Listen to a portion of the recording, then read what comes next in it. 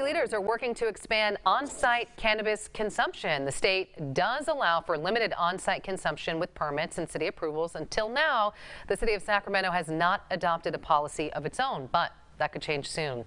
Fox 40's Zach Boetto joining us live from downtown Sacramento to explain how this could potentially impact the city. Zach. Nikki, it took decades for Californians to be able to walk into a shop like this, buy cannabis legally, then take it home and smoke it or eat it or however they prefer to consume it. Now, the city of Sacramento is working out the rules and regulations to allow people to consume their marijuana inside of shops like these.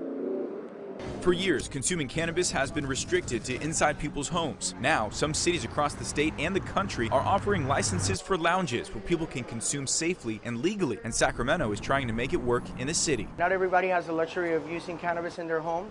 They might be at the Golden One Center or they might be at a hotel visiting. And a consumption lounge will give these people the freedom to actually go into a safe place to actually consume.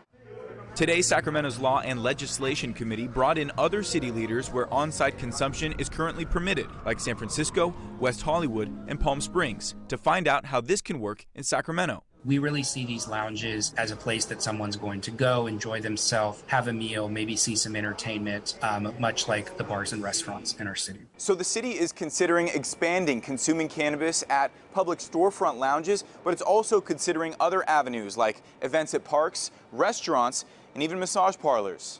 Consumption lounge just gives it the opportunity for patients to meet, congregate, absorb the cultural aspect of the industry, learn and educate what works for them, what doesn't work for them. But there are still concerns regarding regulations, like hours of operation, the smell, and the possibility of signing a waiver at the door. I really want to lift up what Mr. Hook said about waivers on site. We had a lot of discussion about this because they're obviously going to be checking IDs when folks walk in the doors, and this is a good opportunity both to educate consumers on the expectations when they're on the premises, as well as to get them to sign their commitment that they understand. The committee also raised concerns of public safety regarding both overconsumption and driving while high. Who can actually set the metric on how much to sell, how much to consume? It is very individual for each person. And without a sobriety test, it places the owner of the business to just make an empirical decision about whether somebody is looking too intoxicated. While the concerns remain, people in the industry say they're eager to get the chance to get things going.